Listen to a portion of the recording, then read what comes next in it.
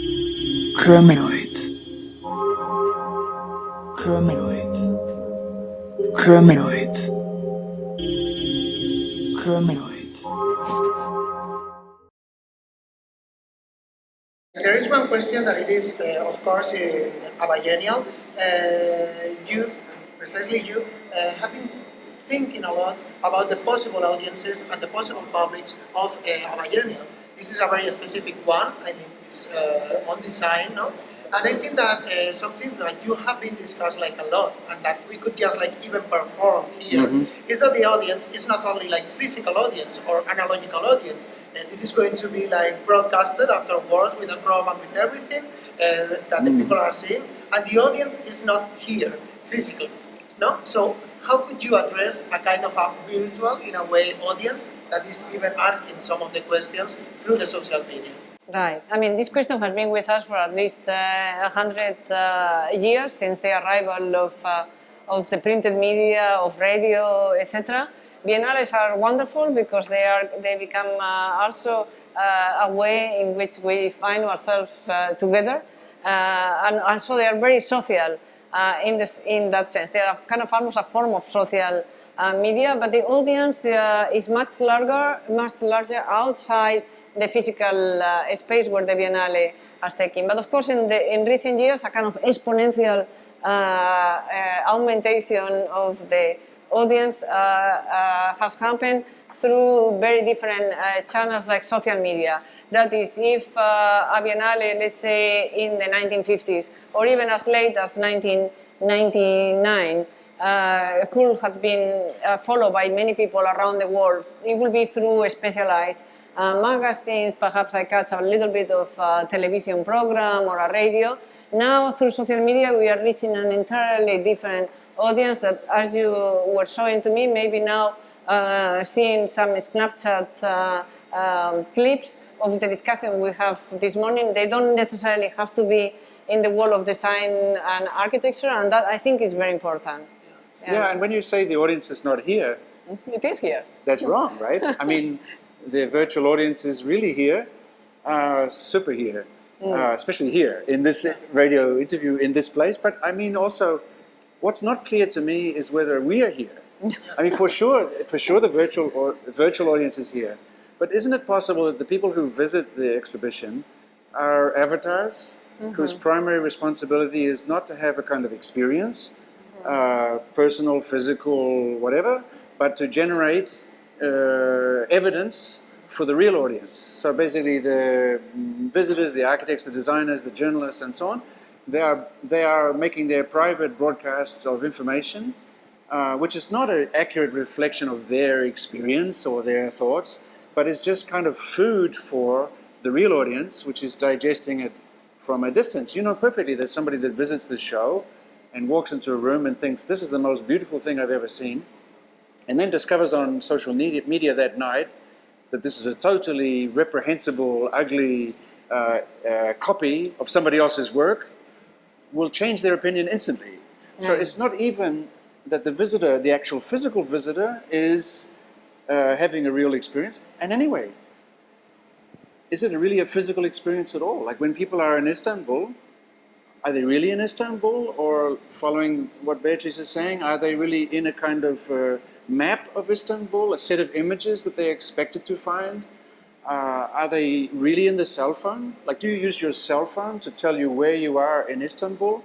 Or do you move through Istanbul so that you are in the right place on your cell phone, right? And you sometimes have to choose which one to go for. I think the only difference of today than yesterday is today people say, yeah, well, the cell phone, that's the truth. Istanbul is in the wrong place, right? Well, this sense of multiplicity in a way, or even like a kind of a promiscuous conception of the biennial, I think that it is in the very core of your idea, because it is not only about the temporalities that we are invoking, like through the subtitle of this exhibition, but also through the different venues, like 5 venues, you are just like asking from designing the body to designing the time to designing the planet, but also through a number of publications, from the Are We Human, Natural Archaeology, to the catalog, to a guide, What was your conception in this kind of multiplicity? Well, again, media has changed radically. Only a few years ago, even 15 years ago, we were still dependent, as we were talking before, in the reception of a Biennale, from what the reporter from, I don't know, the New York Times or the Guardian or the, I don't know, Art Forum will say. Now you have this, but you have also an army of dispersed people that are tweeting, that are sending images. So the authority of this, so this multiplicity of voices, we welcome that enormously. That puts into question the function of the old function of a catalog. Typically, a catalog will present the work in the exhibition, and then there will always be like 5 or 6 authoritative essays, preferably by very famous men, that will basically put the work in its place, and this is good and this is not good, or and then the reader will be also reading these essays to understand the work. We didn't want that. So the catalog, every participant in the exhibition is speaking about their own work. We only put the manifesto that we have written. Yeah.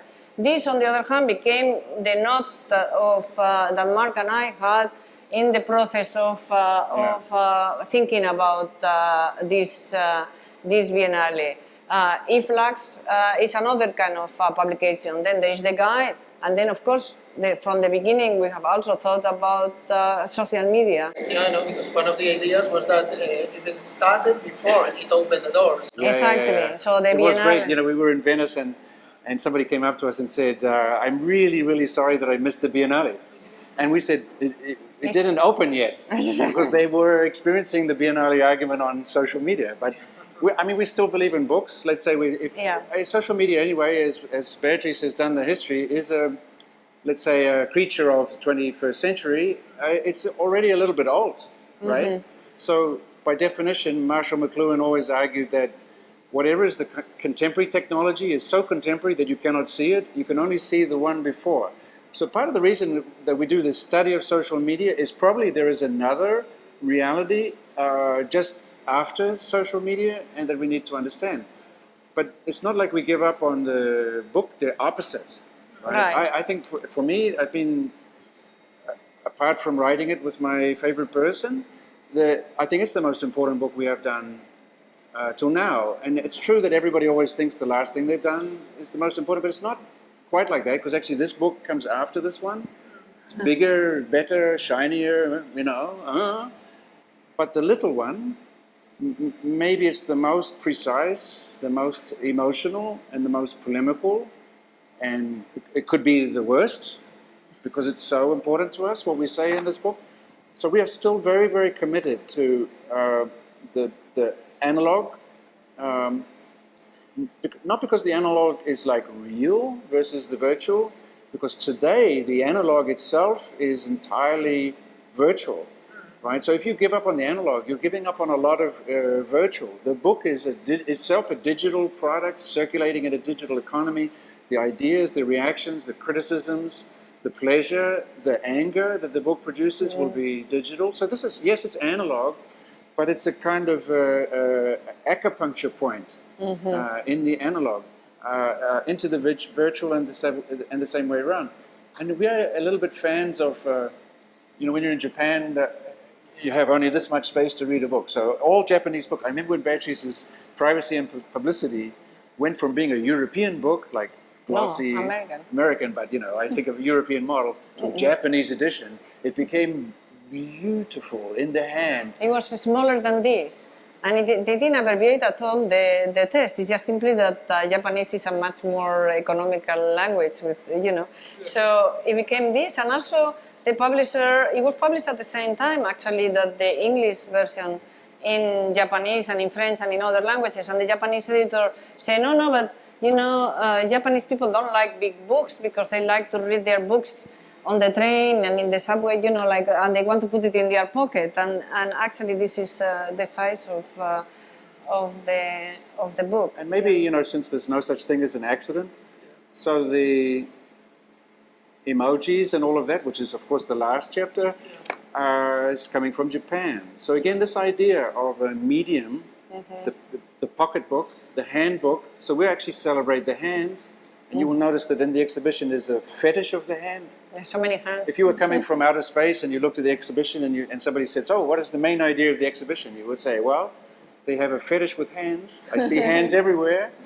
Other body parts too, but the hand thing just keeps going and going on. They are obsessed with this hand X, you know, and they show hands. They show the pictures of the oldest image of a hand, stencil in a cave in Indonesia, 39,500 years ago. Somebody kind of sprays their hand like early graffiti. And what is that image saying? Maybe this image of a hand, a silhouette of a hand, a real hand, it's missing a finger. Right? So it's a mutilated hand. But the image, which is still there, that we can look at it almost 40,000 years later, the image is saying, are we human? Right? It's saying, I exist. It's a selfie. Right? The selfie is not like, it's an extension. I'm so glamorous. Kim Kardashian has no idea who she is. She's just like us in that way.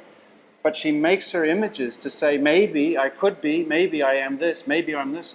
So with the selfie, people try to pin themselves into the world. Right? So actually, the selfie is a way of being analog, of seeing yourself in the world, because you are not sure if you exist. Right? So the selfie is not about narcissism. It's the opposite. It's about, do I exist? And of course, you know, when you wake up in the morning and look in the mirror, it's very strange. Okay. It's not clear. So just like the last question, I would like just like to follow with this, because I think that it is extremely interesting, and precisely the way that you describe the book, that in a way is a kind of an autobiographical project, no? That really, in a way, condense some of your previous work, no? So I would like to ask you about two obsessions of Beatriz and Mark. One of your obsessions, Beatriz, is always the perversions of architects, architecture, and designers. And the other one is the non-boring kind of architecture, architects, and design that Mark is always claiming for. So I would like to ask you, what would be like the perversion of this exhibition, like super in short, and what would be like the non-boring thing about this biennial? Oh, those are really difficult things. But the perversions, I mean, there is a lot of, I mean, Mark talked about the fetish of the hands. I'm sure there is not, I hope there is not one perversion, but multiple perversions, as they have always been. I mean, the obsession with perversions comes from the realization that despite the appearance of rationality, functionality, I don't know what, of modern architecture was, which I have studied with great love, actually is full of contradiction, of perversions, of anomalies, and actually they are integral part of it, inseparable from it. I hope there is not one perversion in this exhibition, but multiple perversions, and I leave it up to you to you know, unearth them. Well, I mean, non-boring is the greatest compliment possible. So I hesitate to award a kind of prize. But probably the single least boring thing in the exhibition is Istanbul. This is a city in a nation which is literally in a state of emergency, in a time in which our species is in a state of emergency. So we are now, all of us, all the time, everywhere, operating under conditions of emergency. And maybe the history of people saying we're in emergency is a history of making people panic and so on, but maybe it's also a real question. Shouldn't design be what you talk about under emergency conditions? And when you're not in emergency, who cares? So the non-boring thing is the city itself of Istanbul. Again, it's an analog thing because a Biennale is a gathering of people. This gathering can be here in Istanbul, online, in books, in wider things, but at some level, it's about what happens when humans come together. And the question of design is simply the question of like, how will we live together? Can we live together? And if we can live together, what the hell are we that's living together? And so immediately design becomes, I always love something that Beatriz is saying is like, why is it that we only expect artists to ask the serious questions and we expect designers to give the answers? This exhibition is really about saying, look, design is about asking questions. And in Istanbul, you have to say that everything is a question, And it's not just this issue of the state of emergency of today. This is one of the great cities of design in the world, and it's one of the great cities of conflict, confusion. It's really a sort of a deep layer. It's an honor to be here. It's for sure the least boring thing in the show. And it will always make us feel like a minor, micro speck of dust. If you dig into Istanbul 1,000 years from now, will you find the design Biennale? I don't think so. Right, let's just be clear that we are just, but could we start a conversation here? Could we start a conversation that leads to a different attitude to design, which does leave some kind of geological trace in the future? Absolutely, and I think Biennales are optimistic, and we are here for a reason. We're optimistic. So yes, state of emergency, the planet is screwed, we treat each other horribly, the human species has almost nothing to be proud of. Okay, so good. Let's talk design and imagine something better. Why not? Okay, so many thanks, because I think that this is like the perfect closer for this conversation. And of course, let's dig in into this biennial, not only in the past but in the future. Yeah, All right. but maybe Thank the you. radio show is the least boring thing.